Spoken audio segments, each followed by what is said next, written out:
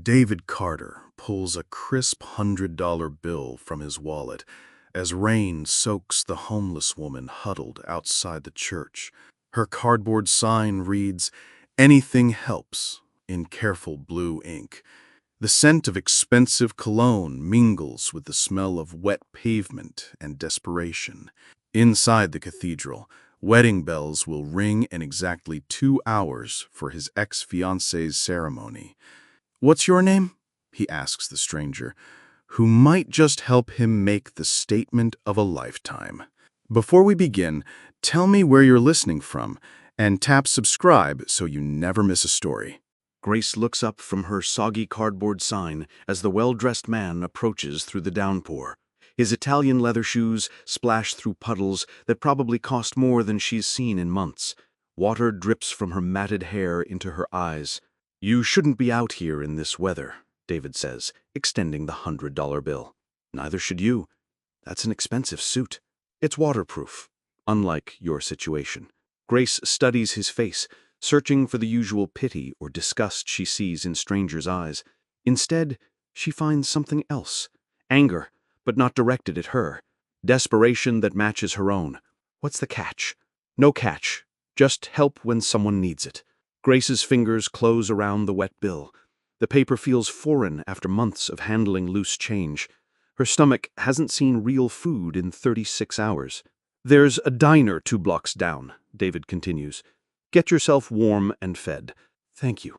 But David doesn't walk away. He stands there, getting soaked, staring at the church behind her. His jaw clenches like he's fighting some internal battle. "Actually," he says suddenly, "I might need a favor in return." David's Mercedes idles outside the 24-hour diner while Grace devours pancakes and scrambled eggs.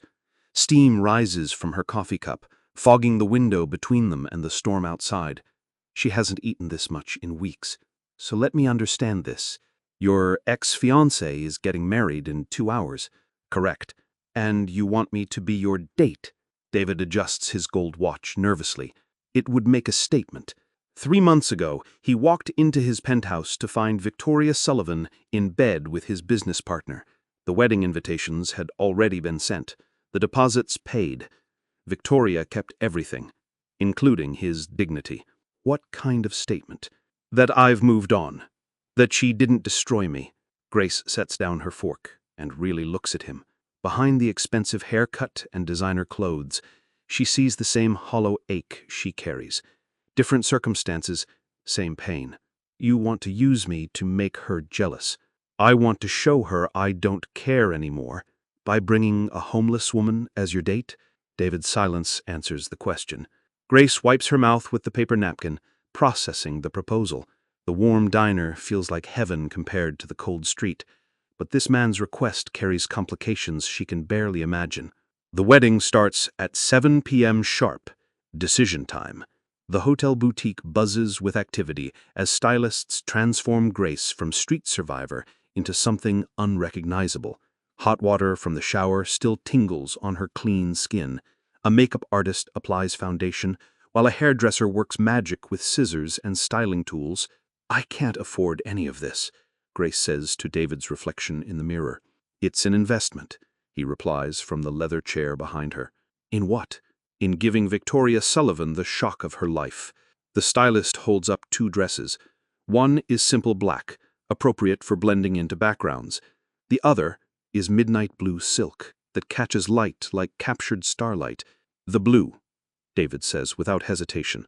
"Sir, that's a $1,200 dress," the stylist warns. "Perfect." Grace touches the silk with reverent fingers. She hasn't worn anything this beautiful since her college graduation 6 years ago, before the layoffs, before the evictions, before the slow slide into invisibility. "Why are you doing this for me?" she asks David. "Maybe I'm doing it for both of us." The hairdresser steps back, revealing Grace's transformation in the mirror. The woman staring back looks elegant, confident, like someone who belongs in David's world. 1 hour until the ceremony, David announces.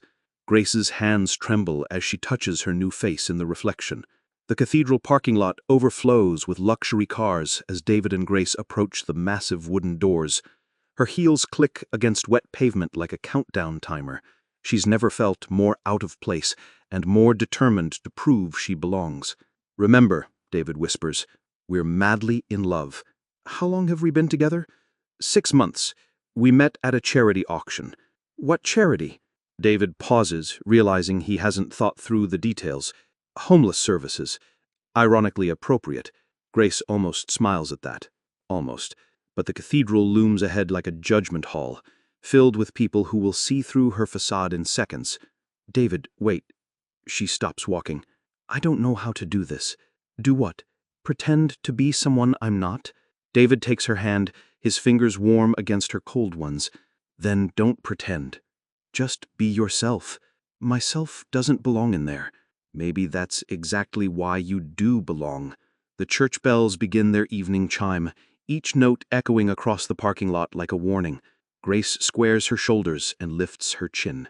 "Let's go crash a wedding," she says. They climb the cathedral steps together as the bells mark 7 o'clock. Victoria Sullivan glides down the cathedral aisle in a dress that probably costs more than most people's cars. Her veil trails behind her like captured moonlight. Every eye in the packed church follows her progress toward the altar where her groom waits. "She looks beautiful," Grace whispers to David. "She looks expensive," he replies coldly. They sit in the back row, but David chose their seats strategically. Victoria's family occupies the left side of the church. Her mother, Patricia Grant, spots David immediately. Her face contorts with surprise and something darker. "Is that Patricia?" Grace asks, following David's gaze. "Victoria's mother. She never liked me. Smart woman." David's head snaps toward Grace. "Excuse me?" Any mother who actually cared about her daughter wouldn't want her marrying someone still hung up on his ex. The observation hits deeper than Grace intended. Around them, guests whisper behind silk fans and expensive handbags. The ceremony proceeds with traditional vows and organ music, but tension crackles through the air like electricity before a storm. "David Carter," a familiar voice hisses from the row in front of them. James Walker, David's former business partner, turns around with a predatory smile.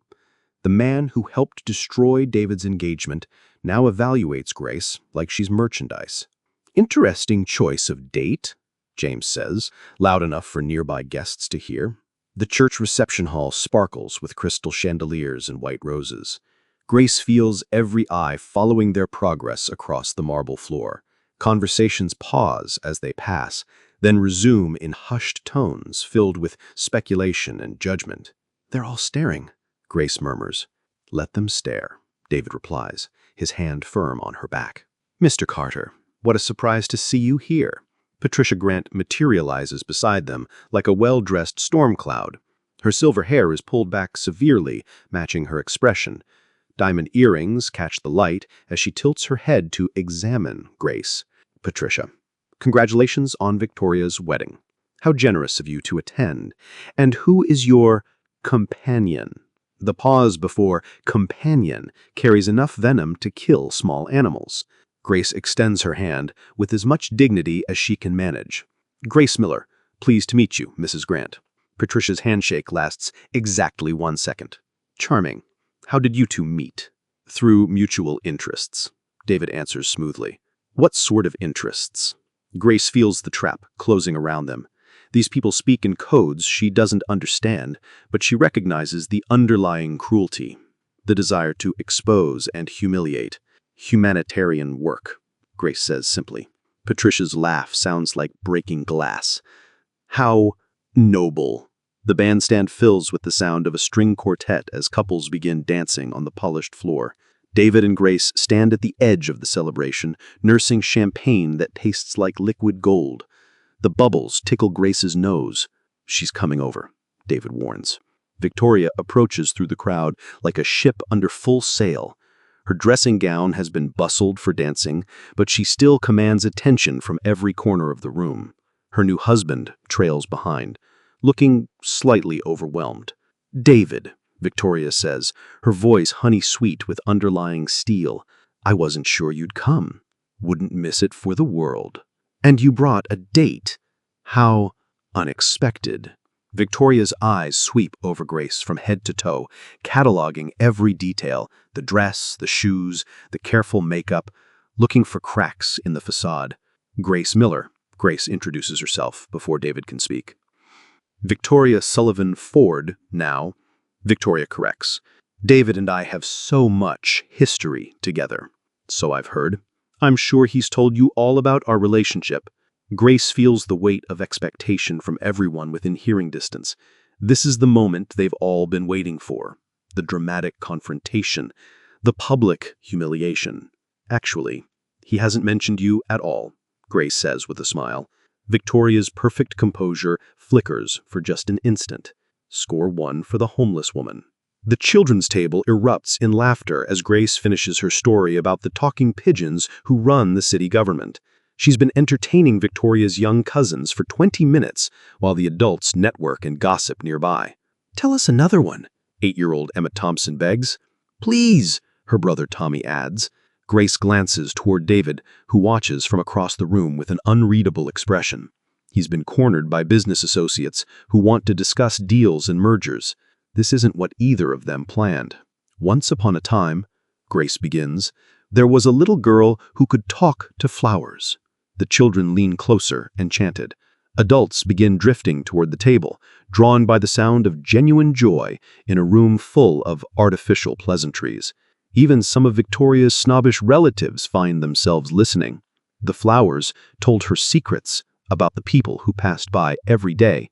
What kind of secrets? Emma asked. Happy secrets, like who was going to fall in love, or who would find something they'd lost. The story weaves magic through the reception hall. Grace's voice carries clearly, painting pictures with words. For these few minutes, she's not the outsider. She's not the homeless woman playing dress-up. She's just a storyteller, holding court. Victoria appears at the edge of the crowd, her face tight with something Grace can't identify. The bride's champagne glass trembles in her perfectly manicured hand. Grace excuses herself from the children's table and walks toward the ladies' room, her heels clicking against marble floors. The hallway is quieter than the reception hall, lined with portraits of church benefactors and stained glass windows depicting saints. Quite the performance back there.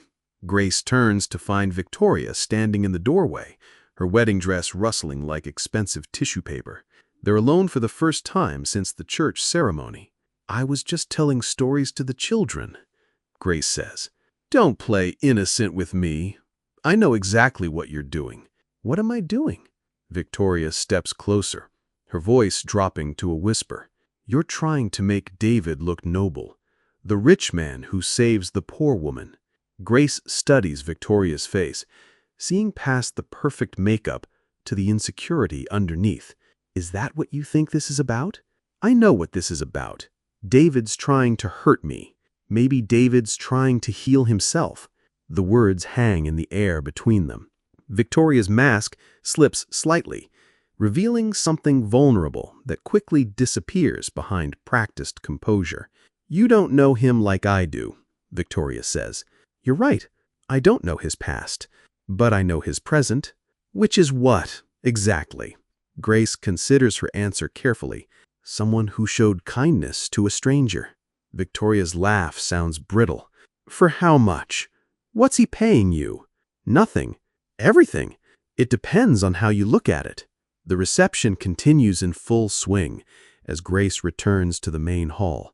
The band plays a waltz while couples glide across the dance floor like elegant ghosts. David catches her eye from across the room and approaches through the crowd. Everything all right? He asks. Your ex-fiancée and I had an interesting conversation. About what? About why you brought me here tonight. David's jaw tightens. Around them, the party swirls with laughter and clinking glasses. Crystal chandeliers cast rainbow patterns across the walls. And what conclusion did you reach? That you're both still in love with each other. The observation hits David like a physical blow. His champagne glass pauses halfway to his lips. That's ridiculous. Is it? You came to her wedding. You brought a date specifically to make her jealous. I brought you to prove I've moved on. No, You brought me because you haven't moved on at all." The music swells around them as other couples dance past in blurs of silk and satin. Grace watches David struggle with truths he doesn't want to acknowledge. "Does it matter?" he asks finally. "It matters because I actually like you, David, and you deserve better than this." "Better than what?" "Better than using people to fight wars with ghosts." David sets down his champagne glass and extends his hand toward the dance floor. David's arms encircle Grace as they move to the waltz rhythm. She's surprisingly graceful, despite her nervousness about dancing in expensive heels. Her hand rests on his shoulder, while his guides her through the familiar steps. "You're a good dancer," he says. "My grandmother taught me, before she passed away unexpectedly." "Tell me about her." Grace's expression softens. She believed in fairy tales, happily ever after, magic in everyday moments. What would she think about tonight? She'd say, "I look beautiful in this dress." She'd be right. They turn slowly, Grace's blue silk catching the chandelier light. Other couples create a moving tapestry around them. But for these moments, they exist in their own private bubble. "David, can I ask you something? Anything? When this is over, when we leave here tonight, what happens to us?" The question hangs between them as the music continues. David's hand tightens slightly on his waist. "I don't know," he admits. "Because this isn't real, is it? This whole night is just theater. Maybe it started that way, but—" David spins her gently, bringing her back into his arms. "But maybe some things become real when you're not looking." The song ends with a flourish from the string quartet. Applause fills the reception hall. The wedding cake stands 3 tiers high, covered in white roses that match Victoria's bouquet. Guests gather around as the bride and groom prepare for the traditional cake cutting. Cameras flash while the photographer captures each moment.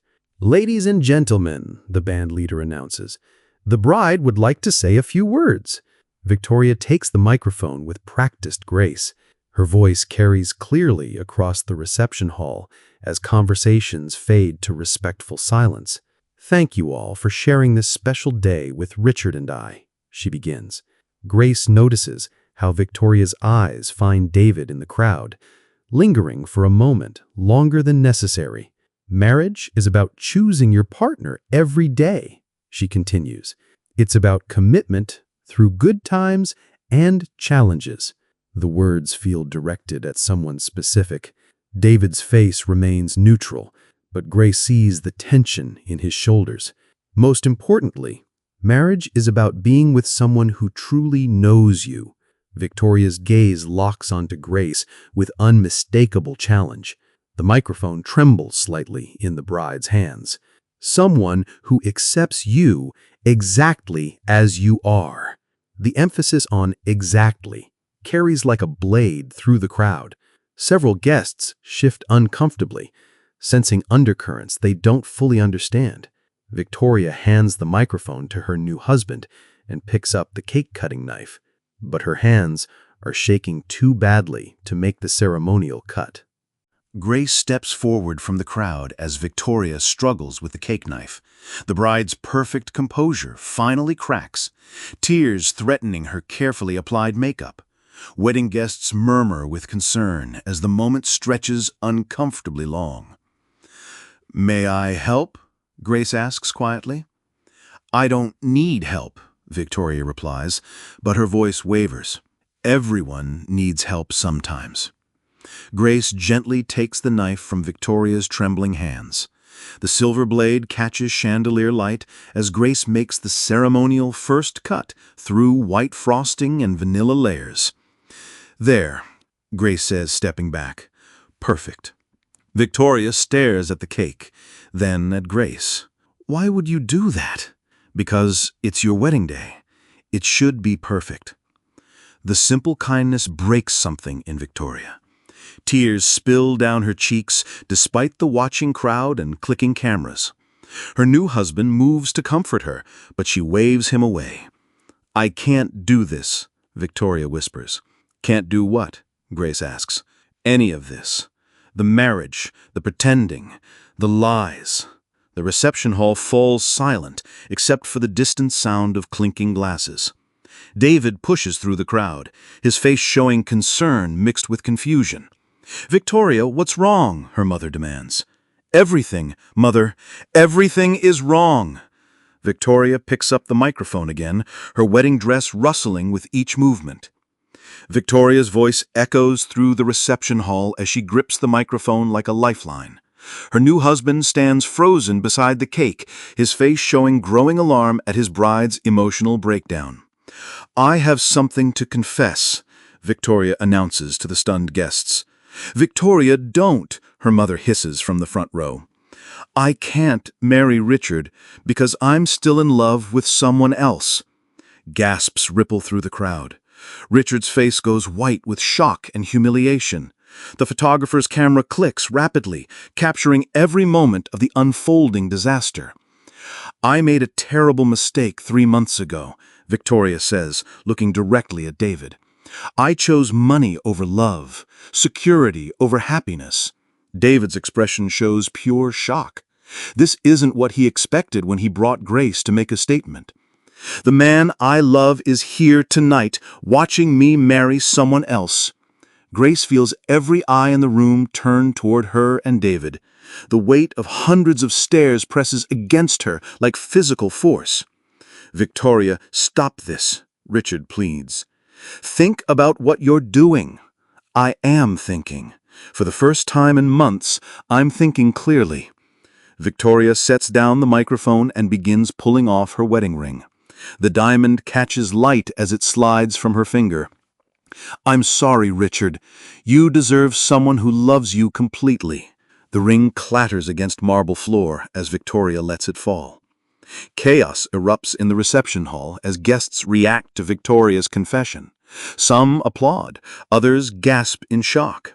Richard's family demands explanations, while Victoria's mother appears ready to faint. Grace finds herself caught in the middle of a drama she never intended to create. "This is your fault," Patricia Grant hisses at Grace. "You and your little performance tonight." "I didn't do anything," Grace protests. "You made her remember what she threw away." David appears at Grace's side, his hand protective on her arm. "Leave her alone, Patricia." "Don't you dare tell me what to do, David Carter. You orchestrated this whole thing." "I came to a wedding, nothing more." But Victoria pushes through the crowd towards them, her wedding dress trailing behind her like discarded dreams. Her makeup is ruined, her hair disheveled, but her eyes burn with new determination. "David, I need to talk to you." "Victoria, this isn't the time. There's never going to be a right time. I love you. I've always loved you." Grace feels the moment slipping away from her. The fairy tale evening is ending exactly as it began, with her on the outside looking in. "I should go," Grace says quietly. "No," David says firmly. "You should stay." Victoria's eyes flash with something dangerous. "Why? So you can parade your charity case in front of everyone?" The words hit Grace like slaps. Around them, the crowd falls silent again, eager to witness the final confrontation. The reception hall feels like a courtroom, as all eyes focus on the triangle formed by David, Victoria, and Grace. Even the band has stopped playing, leaving only the sound of hushed whispers and shifting silk. "Charity case," Grace repeats quietly. "That's what this is, isn't it? David's latest good deed?" "David, stop," warns Grace. "Why should I stop? Everyone here knows the truth. You found this woman on the street and dressed her up to make me jealous." Grace feels the familiar sting of being exposed, judged, found wanting. But this time, something different rises in her chest. Not shame, but anger. Clean, righteous anger. "You're right," Grace says, her voice carrying clearly across the silent room. "Grace, don't David starts. "No, let me finish. She's absolutely right. You found me on the street. You bought me this dress, these shoes, this makeover." Victoria smiles triumphantly, but Grace isn't finished. But you know what she doesn't understand? What none of you understand? The room waits for her next words. I may be homeless, but I have something she lost a long time ago. What's that? Victoria asks coldly. My dignity. Grace begins walking towards the exit, her heels clicking against marble like a countdown timer. She has exactly 2 hours to return the dress and disappear back into the night where she belongs. But David's voice stops her at the door. Grace, wait. David's voice cuts through the stunned silence as he follows her toward the reception hall exit. His expensive shoes echo against marble floors, while wedding guests watch the drama unfold like spectators at a tennis match. Let me go, David, Grace says without turning around. Not like this. Not after what you just did in there. Grace stops walking, but doesn't face him. Her shoulder shakes slightly beneath the midnight blue silk. What I did was tell the truth, something apparently foreign in your social circle. You stood up for yourself. That took courage. It took desperation. David moves around to face her, his hands gentle on her shoulders. Behind them, the reception continues in hushed tones as Victoria deals with the aftermath of her confession and Richard processes his public humiliation. Grace, look at me. She raises her eyes to meet his. Tears streak her cheeks, but her expression shows strength instead of defeat. I want to ask you something, and I want you to answer honestly. Haven't I been honest enough tonight? When we were dancing, when you were telling stories to the children, when you helped Victoria with the cake, were you pretending? Grace considers the question carefully. No, I was being myself. Then you've been more real tonight than anyone else in that room, including you. David's smile carries a hint of sadness. Especially me. What about Victoria? She just declared her love for you in front of 200 people. Victoria's in love with the idea of me, the man she thought she could change. Grace studies his face, reading the truth in his expression. And what about you? Are you still in love with her? I thought I was. Until tonight. What changed? David steps closer, close enough that she can smell his cologne mixed with champagne and wedding cake frosting. I met someone who showed me what real grace looks like. David, I know this is crazy. I know we barely know each other, but I've learned more about myself in one evening with you than in 2 years with Victoria. Grace feels her carefully constructed walls beginning to crumble. The fairy tale might not be ending the way she expected. What are you saying? I'm saying I don't want tonight to end. I don't want you to disappear back into the streets. I can't live in your world, David. Tonight proved that. Then maybe we build a new world. Together. Behind them, Victoria appears in the doorway, still wearing her wedding dress, but looking lost and uncertain. Her perfect life has just exploded in front of everyone she knows. David, can we talk? David looks at Grace, then back at Victoria. The choice hangs in the air between them like a bridge waiting to be crossed or burned. No, Victoria, David says firmly. We said everything we needed to say 3 months ago. He takes Grace's hand, his fingers warm against her cold ones. The only conversation I'm interested in is with Grace. Victoria's face crumples, but she nods slowly. Some lessons can only be learned through loss. Come on, David says to Grace. Let's get out of here. Where are we going? Anywhere but here. The night's still young and we have a lot to figure out. Grace hesitates for one last moment, then squeezes his hand. Okay, but first I need to return this dress. Keep it. It looks better on you anyway. They walk together toward the exit, leaving behind the wreckage of other people's expectations. Outside, the storm has passed and stars are visible through breaking clouds. Sometimes the most beautiful transformations happen not through changing who you are, but through finding someone who sees your worth exactly as you are.